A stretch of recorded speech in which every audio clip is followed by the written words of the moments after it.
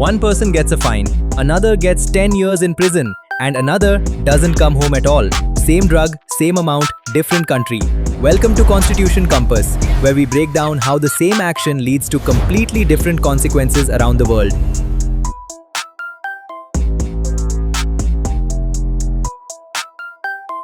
And before you think you know which country is the most brutal, the one that will genuinely surprise you is not the one you expect.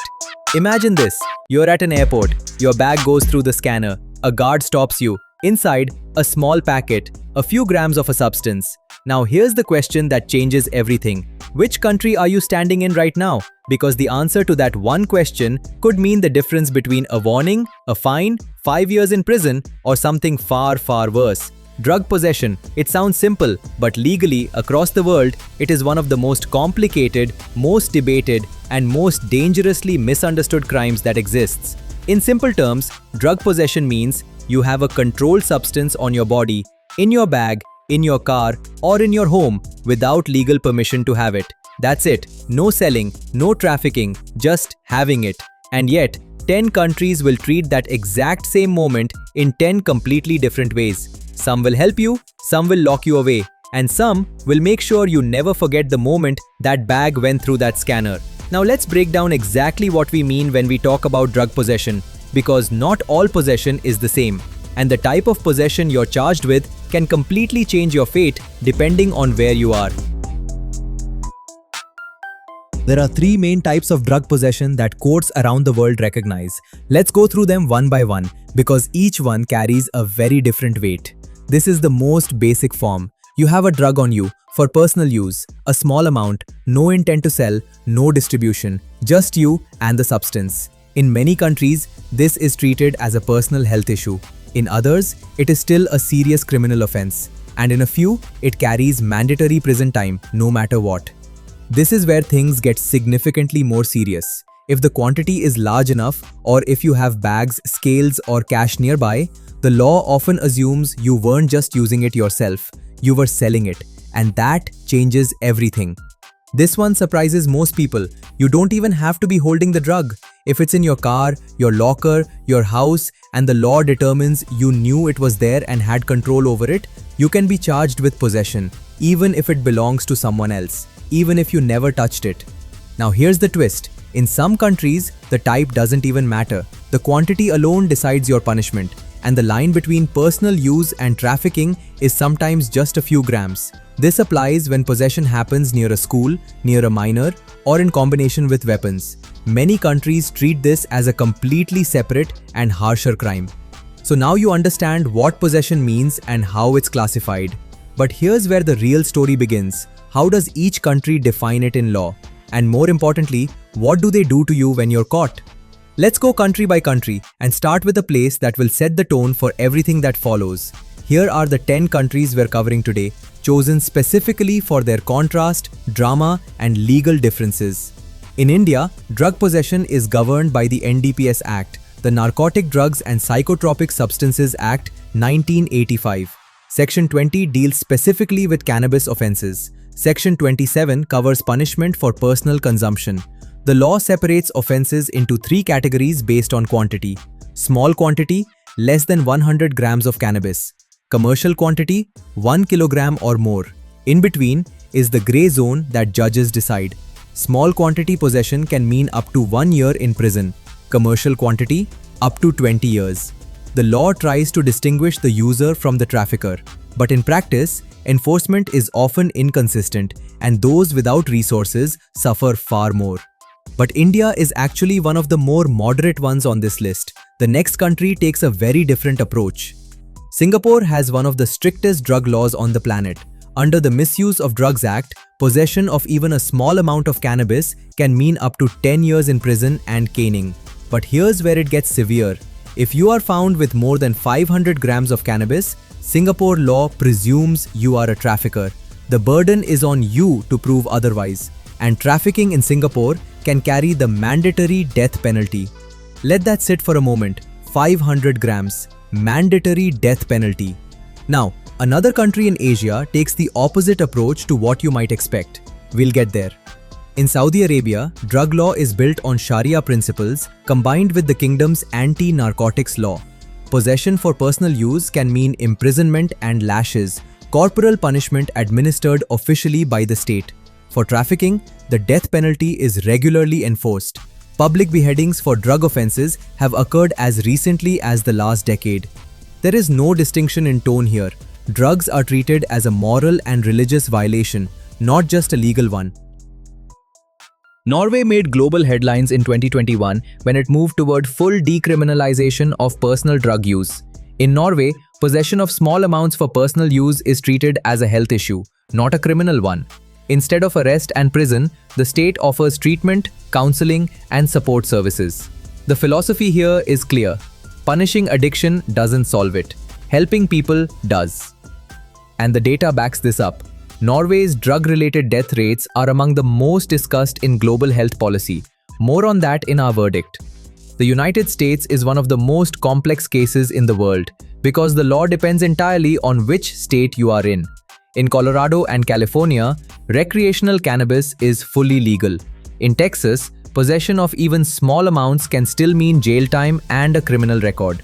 At the federal level, cannabis remains a Schedule I substance, meaning the federal government still classifies it alongside heroin. The result? A country where the same drug is sold legally in a shop on one street and can get you arrested 2 states away. The Netherlands is famous for its tolerance policy, gedoogbeleid, where possession of up to 5 grams of cannabis is officially tolerated and not prosecuted. Coffee shops can legally sell cannabis, yet technically, large-scale production remains illegal. It is one of the most unique legal contradictions in the world.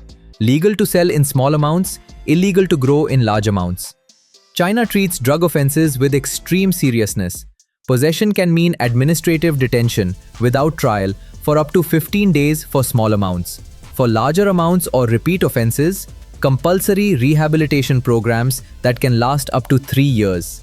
And for trafficking, China executes more people for drug crimes than almost any other nation on earth. But here's something that surprises most people about China. The rehabilitation centers are not optional. You don't choose to go, the state sends you. In 2001, Portugal did something radical. It decriminalized possession of all drugs, not just cannabis, for personal use. You are not arrested. You are not jailed. Instead, you appear before a dissuasion commission, a panel of a lawyer, a doctor, and a social worker. They assess your situation and recommend treatment, fines, community service, or support based on your individual case. The result? Drug-related HIV infections collapsed. Drug-related deaths fell dramatically. Portugal is now studied by governments worldwide. Iran has historically enforced some of the harshest drug penalties in the world. For trafficking above certain thresholds, the death penalty applies. Iran executes a significant number of people for drug offenses each year, more than almost any country globally.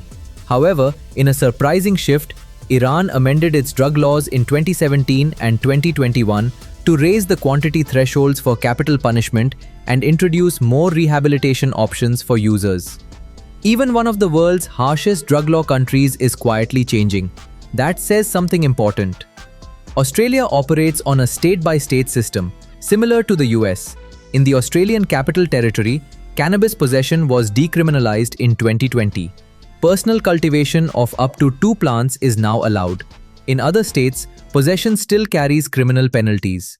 Australia is mid-transition, slowly moving toward a harm reduction model while balancing conservative legal traditions. Now that you know how each country defines this crime, let's talk about what actually happens to you. The punishments are where this story gets truly dramatic. Same drug, same amount, 10 completely different fates. Let's go through them one by one. India, tiered punishment system. Small quantity, up to 1 year prison and / or fine.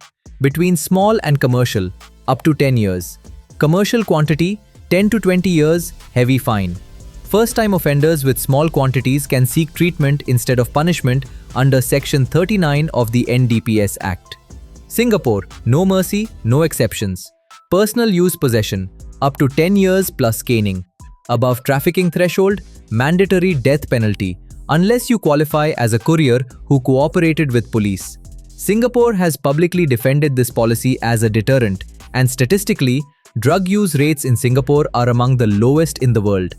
Whether that low rate is because of the law or other factors is one of the biggest debates in global criminal justice. Saudi Arabia. Punishment is physical and final. Possession, prison plus lashes, trafficking, public execution, beheading, no rehabilitation pathway in the traditional Western sense. The message is moral, not medical. Norway, no prison for personal use. Instead, health assessment plus treatment referral. The system views addiction as a disease, not a character flaw. Repeat or large-scale offenses still carry criminal penalties, but the default response to users is care, not cages. United States depends entirely on your zip code. Federal possession charge, up to 1 year prison plus $1,000 fine, first offense. State charges vary wildly. In legal states, no consequence for compliant amounts. In strict states, felony charges, job loss, loss of voting rights. The US system is arguably the most unequal on this list. Your outcome depends more on your location and your lawyer than on the act itself. And here's a fact that will stay with you. The US has 5% of the world's population, but 20% of the world's prison population. Drug laws are a major reason why. Netherlands, effectively no consequence for small amounts. Up to 5 grams, no prosecution. Above 5 grams, criminal charges apply. The Dutch system prioritizes harm reduction over punishment. China, state control is absolute. Small amounts, administrative detention without trial. Larger amounts or repeat offenses, compulsory rehabilitation, up to 3 years. Trafficking, death penalty, widely enforced. China's approach is not rehabilitation by choice, it is rehabilitation by force. Portugal, no criminal record, no prison, appearance before a dissuasion commission. Possible outcomes, fine, community service, treatment or nothing. Maximum civil sanction, 25-day fine or community service. This is the most medically progressive system on this list. Iran, execution, reduced but not removed. Below revised thresholds, rehabilitation plus prison. Above thresholds, death penalty still applies. Iran executes dozens to hundreds of people for drug crimes annually. Since 2017 reforms, that number has decreased, but Iran remains one of the highest executing nations for drug offenses. Australia, transitioning, act, decriminalized for personal use. Other states, criminal charges, fines, possible prison. Australia is caught between two philosophies, and the law reflects that tension. Our verdict: the fairest system on this list is Portugal. Not because drugs are good, but because the evidence shows that treating addiction as a health issue rather than a moral failure produces better outcomes for individuals and for society. The harshest systems, Saudi Arabia, Iran, Singapore, have low drug use rates, but they achieve that through fear, not freedom. And the question every society must ask is, what kind of safety do we actually want? Safety through terror or safety through care? The answer to that question says more about a country's values than any law ever could. This isn't just about drugs, it's about how societies respond to human weakness, with punishment or with understanding. Your verdict matters. Tell us below. Now you know what happens when you're caught with a drug in 10 different countries. But what happens after you're arrested in India specifically? What are your rights the moment those handcuffs go on? Can they hold you without charge? Can you demand a lawyer? What happens in those first 24 hours? In the next episode of Constitution Compass, we break down exactly what the Indian Constitution guarantees you the moment you're arrested. And some of those rights, most people in India don't even know they have. That episode is coming next. Subscribe so you don't miss it. Constitution Compass. Same action, different world. Your verdict.